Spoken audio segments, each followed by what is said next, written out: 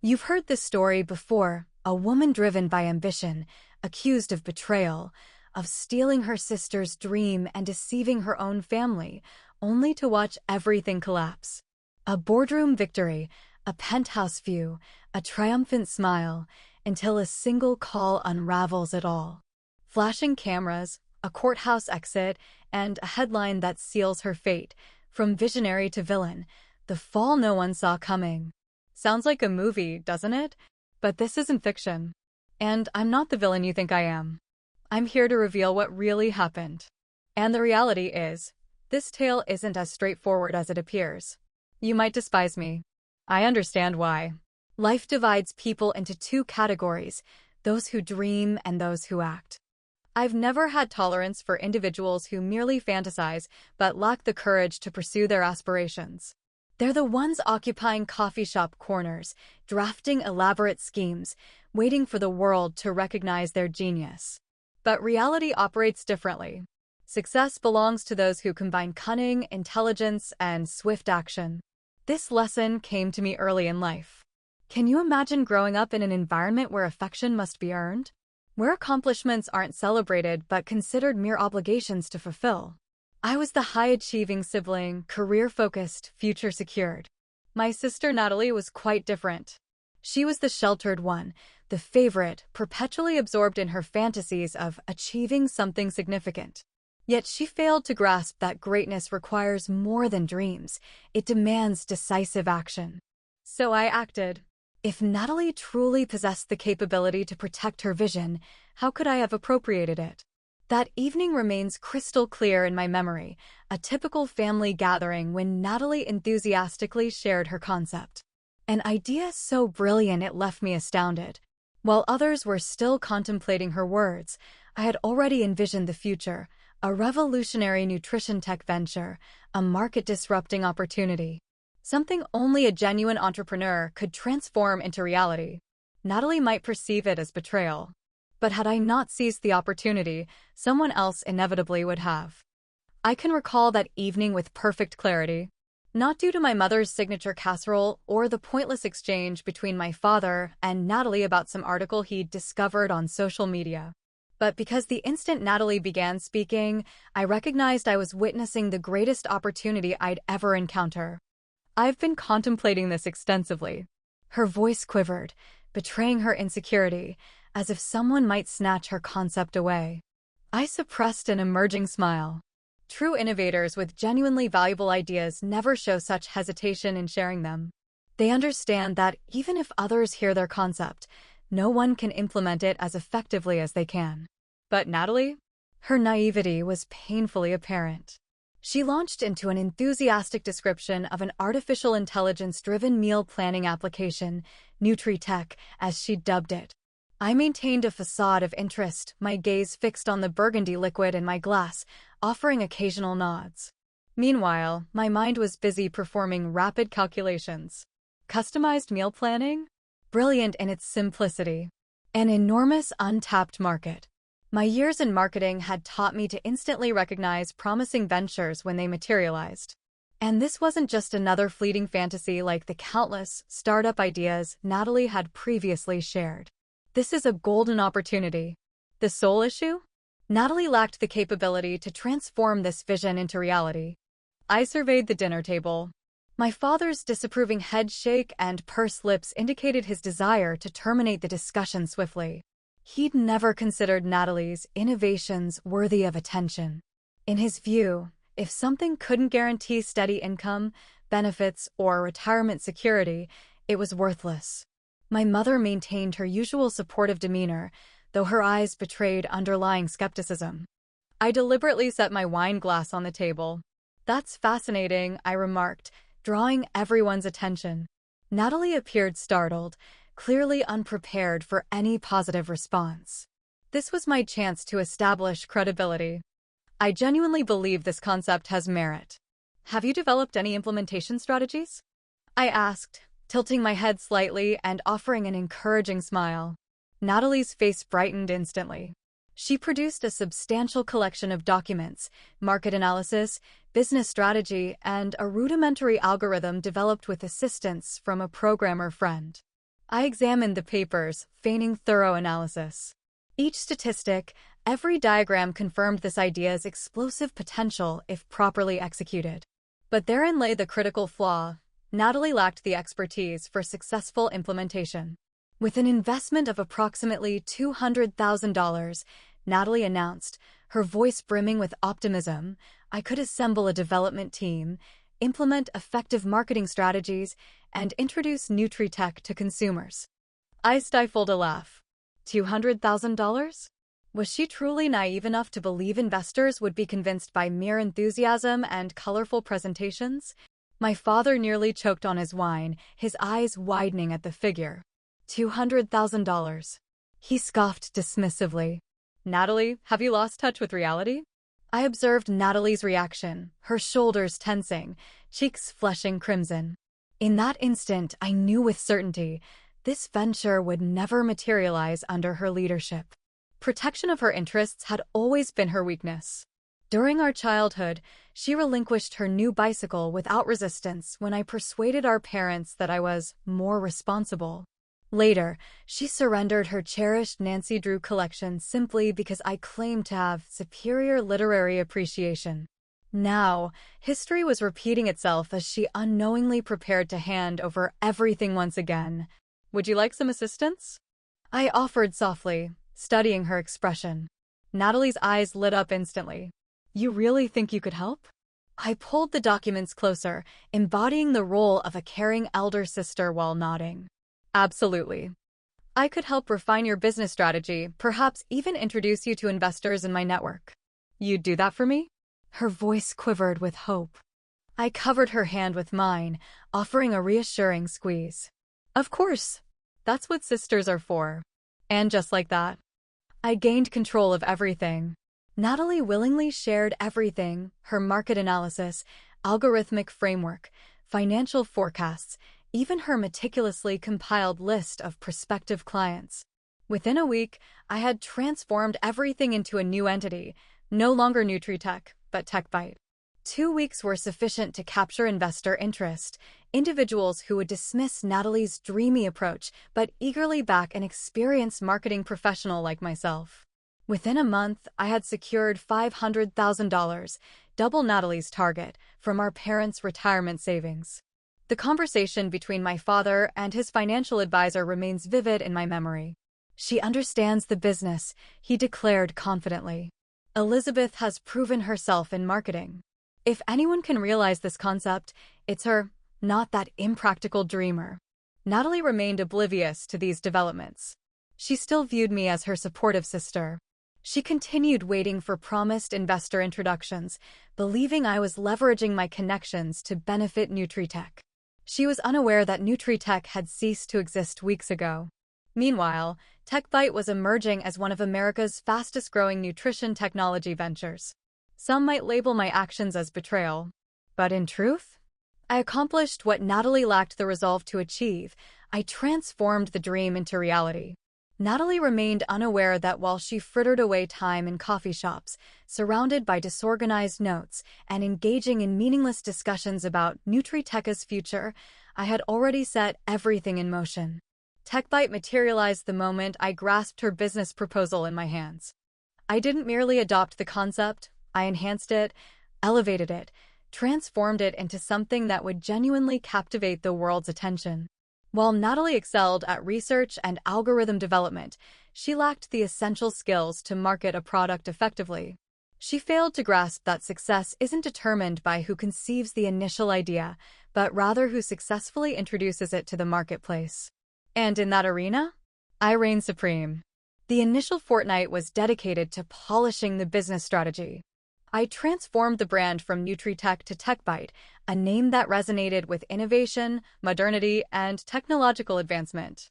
I fundamentally altered the market positioning, focusing on affluent professionals, individuals willing to pay premium prices for convenience, rather than Natalie's intended middle-market demographic. The branding? I secured the services of an industry-leading designer to craft a sophisticated, upscale visual identity. The promotional strategy? I orchestrated a comprehensive PR campaign, complete with keynote speeches, press materials, and an extensive advertising blueprint. Natalie naively believed superior products marketed themselves. But I understood reality's harsh truth. Success doesn't demand the finest product, it requires the most compelling narrative. I recognized Natalie's inability to convince investors. Someone of her disposition would crumble under scrutiny, stumbling through presentations and undermining her own potential. Therefore, I bypassed the traditional venture capital route entirely. Instead, I approached our parents. They had accumulated substantial retirement savings throughout their lives, constantly seeking lucrative investment opportunities rather than passive savings. Most crucially, their trust in me had always surpassed their faith in Natalie. While Natalie might have been the delicate, emotional one, in our mother's perspective, they never risked financial decisions on sentiment alone. Understanding their need for concrete data, I crafted an impeccable financial strategy, detailed profit projections spanning 3 years, a comprehensive growth trajectory, and an analysis demonstrating billion-dollar market potential. I didn't sell them on a mere concept. I presented them with a business model, one inspiring absolute confidence.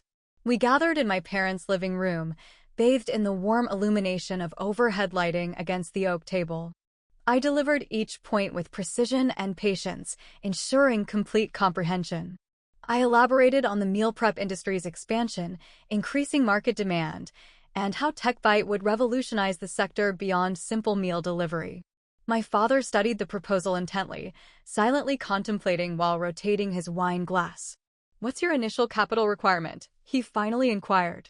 $500,000, I responded without hesitation, projecting an air of meticulous calculation despite having arrived at this figure merely days ago. My father's composure faltered momentarily. $500,000? I maintained unwavering eye contact, confirming with a deliberate nod. I understand it's substantial. However, this investment carries minimal risk. I've developed comprehensive plans, established a clear roadmap, and most crucially, I possess the expertise to execute it flawlessly. My father's expression tightened with contemplation. My mother's gaze alternated between us, anticipating the verdict. Recognizing the need for a compelling final argument, one they couldn't possibly reject, I adjusted my posture slightly, offering a confident smile. Should things go south, I'll shoulder complete accountability. Your investment will remain protected. But when we succeed, this investment will yield exponential returns. You've placed your faith in me countless times before. Why not extend that trust one final time? The ensuing silence lasted precisely 10 seconds. Finally, my father exhaled, placing his wine glass on the table. Very well. Let's proceed. 7 days later, their retirement fund transferred $500,000 into my account. Guilt never crossed my mind. Because failure simply wasn't an option. I officially inaugurated TechBite, secured prime office space, assembled a stellar marketing team, and began orchestrating meetings with potential venture capitalists. Natalie remained oblivious. Her messages continued, inquiring about potential investor connections. I deliberately left her messages unattended. TechBite had evolved beyond Natalie's original vision. It was now my creation, destined for unprecedented success. I believed myself invincible. Post-launch, TechBite exceeded every expectation. Media outlets dubbed me an emerging entrepreneurial prodigy, a revolutionary in nutritional technology. Television appearances followed, where I articulated how artificial intelligence would transform dietary habits. TechBite amassed a substantial customer base within months. Growth metrics soared, attracting previous investors back with ambitious funding proposals. From my newly acquired luxury residence in downtown Chicago, I felt unstoppable, greeting each morning with the same self-affirmation. "You've achieved greatness, Elizabeth." But I'd overlooked something crucial. Every empire built on shaky foundations inevitably collapses. Complications began surfacing rapidly. First problem: technical expertise I lacked. TechBite's core functionality depended on an AI algorithm for meal plan customization, but one uncomfortable truth remained. The algorithm wasn't my creation. Natalie and her programming associate had developed it. I possessed only the initial version, lacking understanding of its operation, enhancement potential, or maintenance requirements. Consequently, when system malfunctions emerged, I dismissed them as temporary glitches. Customers started receiving meal recommendations incompatible with their dietary specifications. Several customers with severe dietary restrictions received meal plans containing allergens they explicitly stated they couldn't consume. The support staff worked frantically to contain the situation, but this was merely the beginning of our troubles. Second problem, a deteriorating customer service infrastructure. As TechByte's user base expanded exponentially, I recognized the need to scale our customer support operations. However, I made a catastrophic error in judgment. I compromised quality for cost efficiency. I outsourced customer service to remote agents at minimal wages, who proved inadequate in managing the surging volume of customer inquiries. Customer response times gradually extended from a day to 3 days, eventually stretching to a full week. Negative reviews proliferated across platforms like Trustpilot, Yelp, and Reddit. I chose to disregard these warning signs, concentrating instead on business expansion until I received an ominous email from a Business Insider reporter. We're developing a story about the ongoing challenges at TechByte. We request an official company statement prior to publication. The message sent shivers through my body. I realized this expose could potentially devastate my carefully crafted reputation. Third problem, the return of someone I had dismissed. Natalie.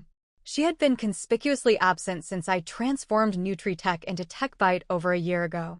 Her social media presence vanished, her emails ceased, and her accusations fell silent. I mistakenly assumed she had conceded defeat and moved forward. How wrong I was. One day, my phone displayed a message from an unfamiliar number. Hello, Elizabeth. I appreciate you paving the way. Now watch me take the lead. Unsettled, I immediately searched for Natalie Mitchell on Google. The results left me stunned. A Forbes headline proclaimed, LifeSync, the revolutionary startup challenging TechByte with superior AI innovation. I sat paralyzed. Natalie hadn't vanished. She had invested the past year developing the ultimate rival platform, offering not just personalized meal planning, but a comprehensive solution incorporating health metrics, exercise monitoring, and detailed nutritional insights. An enhanced, superior, more sophisticated version of TechByte, scheduled to debut within 3 months. I slammed my phone down, my hands trembling. I had believed I'd crushed her aspirations, that I'd eliminated her as competition. But the reality was starkly different. She was returning to dismantle everything I'd built. Natalie unveiled LifeSync through an impeccable marketing strategy, weaponizing each of my shortcomings to showcase her product's superiority. Unlike our competitors, we ensure genuine personalization, without algorithmic errors. LifeSync transcends basic meal planning. We integrate comprehensive health data for a holistic wellness approach. Her strategy felt like a direct assault on my vulnerabilities. Every weakness in TechByte transformed into a compelling advantage for LifeSync. My investors began to waver in their confidence. Several of my most dedicated customers terminated their subscriptions, lured away by our emerging competitor. I watched helplessly as everything I'd built started crumbling, powerless to prevent its descent. TechByte had lost its former glory as a promising startup. It was teetering on the brink of failure. Then came the devastating blow that felt like a physical assault. A message appeared in my inbox from one of my primary investors. Elizabeth, we need to discuss TechByte's current financial situation. If we don't see improvements next quarter, we may have to reconsider our investment. My fingers clenched around my phone. The universe seemed to be conspiring against me. I had once ruthlessly stolen Natalie's vision. Now, she was orchestrating my downfall, targeting not just the company, but my credibility, my existence, and everything I had constructed. I gazed at my screen, thoughts whirling chaotically. This couldn't be happening. I wouldn't allow it, whatever the cost. But I had been deluded. I once believed that sufficient strength, intelligence, and ruthlessness guaranteed perpetual success. The descent began subtly, a critical tweet here, an article questioning TechByte's customer handling there, an investor voicing doubts about our financial trajectory. I dismissed them as typical growing pains that every rapidly expanding company encountered. However, these minor issues soon coalesced into an insurmountable crisis. Natalie had executed her strategy flawlessly. I had underestimated her resilience after the devastating blow I'd dealt her. But LifeSync wasn't merely an improved tech bite, it was transformative. It operated without the algorithmic flaws that plagued TechBite. It delivered prompt customer support, unlike our weeks-long response times. It transcended simple meal planning, creating an integrated lifestyle platform that transformed users into devoted followers within its ecosystem. Customer exodus occurred at an unprecedented pace. 3 months prior, TechBite boasted over 50,000 subscribers. Currently, that figure had plummeted to 30,000. My investors bombarded me with questions. Elizabeth, explain the surge and cancellations. Elizabeth, address our mounting operational expenses. What's your strategy? Elizabeth, why can't we match LifeSync's performance? I remained silent, lacking responses. I couldn't confess my technological ignorance. I couldn't admit that my company was merely a diluted version of Natalie's original vision. Within 6 months of LifeSync's debut, TechBite had nearly lost all credibility. Our Yelp rating crashed to 2.5 stars. We faced a class action lawsuit from customers who experienced allergic reactions due to AI malfunctions. The press began unearthing TechBite's skeletons. Then came the devastating finale. My primary investor withdrew their support. That meeting remains etched in my memory. We gathered in the conference room on TechBite's 25th floor. The sprawling Chicago skyline stretched endlessly through the glass windows. But rather than feeling triumphant, I felt like I was perched precariously at a precipice. The Morgan & Hughes Investment Fund representative, a keen-eyed executive in his 50s, pushed a document across the table. Elizabeth, we can't maintain our investment in such an unstable venture, he stated frankly. The risks are insurmountable. With LifeSync's meteoric rise, TechBite's recovery seems impossible. My hands balled into fists. I've developed a recovery plan. It's too late, he interrupted. Nothing cuts deeper than witnessing an investor's faith evaporate. That's when reality hits, it's all over. I never imagined I'd resort to calling Natalie. But that night, when I finally accepted TechBite's inevitable demise, I dialed her number. She answered on the 3rd ring. Composed. Detached. Elizabeth. I inhaled deeply. We need to talk. Natalie paused. I could envision her in LifeSync's luminous office, eyes glinting with triumph. Regarding, she finally responded.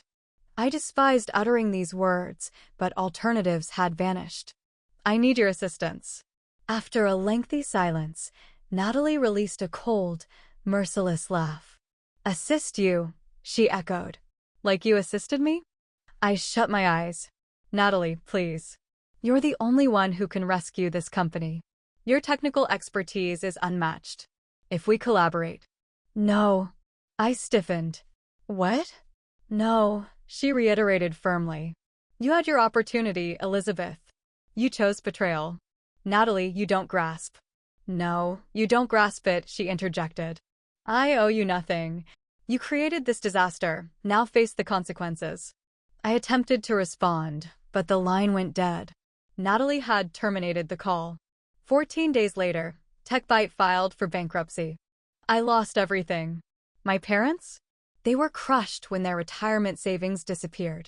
Their trust in me vanished forever. My reputation? Utterly shattered. Media outlets no longer hailed me as a promising entrepreneur. Instead, I became the epitome of startup failure. My wealth?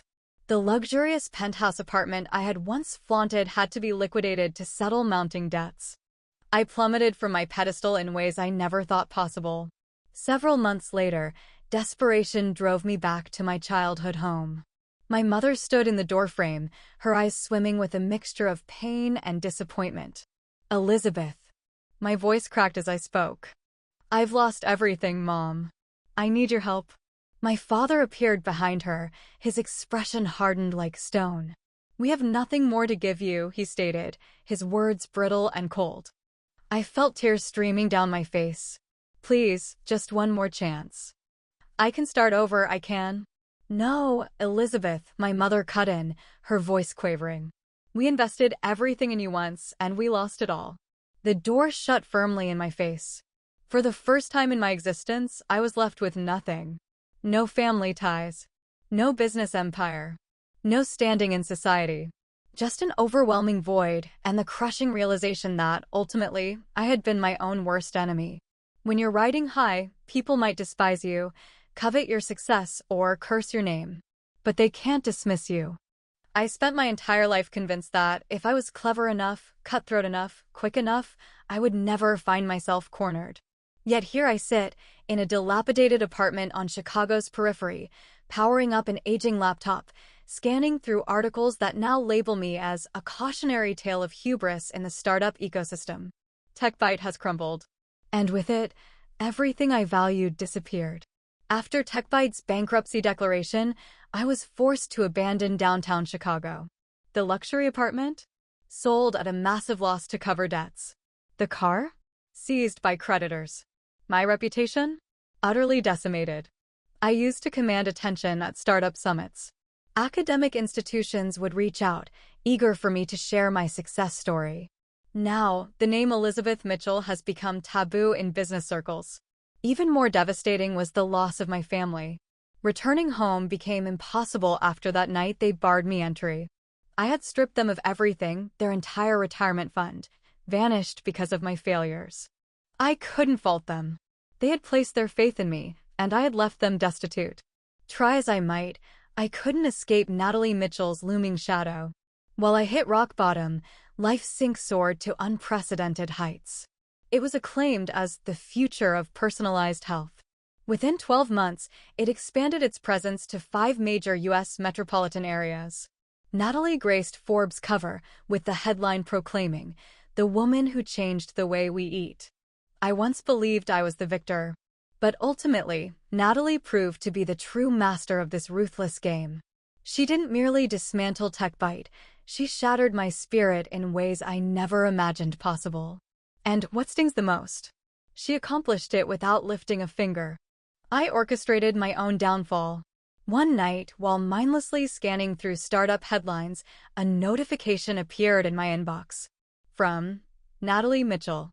Subject, "We need to talk." I clicked it open, my pulse racing against my will. Elizabeth. The time has come for us to meet. Let me be clear, I'm not offering to help salvage TechBite. But I believe we need closure that works for both of us. If you're willing to talk, come to my office this Friday at 3 p.m. Natalie. I remained motionless, staring at the screen. Though uncertain about the meeting's outcome, I knew declining wasn't an option. Walking into LifeSync's headquarters, the contrast was immediately apparent. Unlike TechBite's superficial grandeur, this space embodied genuine functionality. No flashy displays running endless promotional content. No hollow spaces designed to dazzle potential investors. Every element had its function. Natalie awaited me in the conference room.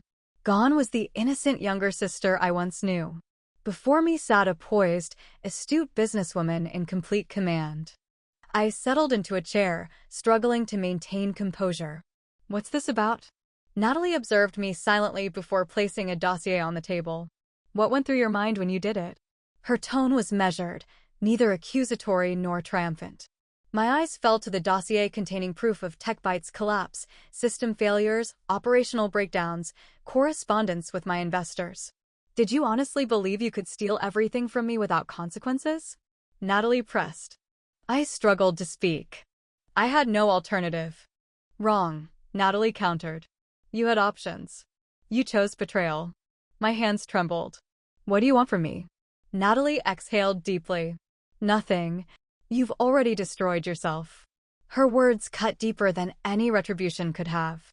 I departed LifeSync's premises empty-handed. No opportunities for redemption. No absolution. Just the stark, inescapable reality. I had failed. And nothing remained.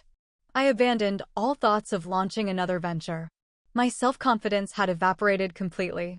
I accepted a mundane position, embracing an existence I'd once scorned. Each morning's reflection showed me someone who had possessed everything, only to lose it all through unchecked ambition and pride. Reviewing Natalie's old correspondence now, I understand she never intended my destruction. I orchestrated my own demise. Success isn't merely a game of victories and defeats. Sometimes, achieving everything you desire can lead to losing your essence. I used to think that intelligence and ruthlessness were the only requirements for success. How misguided I was. True success isn't about taking from others, it's about creating authentic value through genuine effort. My fall from grace wasn't because Natalie possessed more strength. I fell because I never deserved that position in the first place. And my most profound realization? When you compromise others for personal gain, you ultimately compromise yourself. What's your perspective on my story, Elizabeth? Am I the antagonist who received just punishment, or simply someone who fell prey to unchecked ambition? Have you encountered a crossroads where you had to decide between integrity and convenience? Which path did you choose? If you enjoy compelling narratives, don't forget to like and subscribe for future stories. Do you believe in karmic justice? Share your thoughts below. Share this narrative with others and let's explore, can success justify sacrificing everything?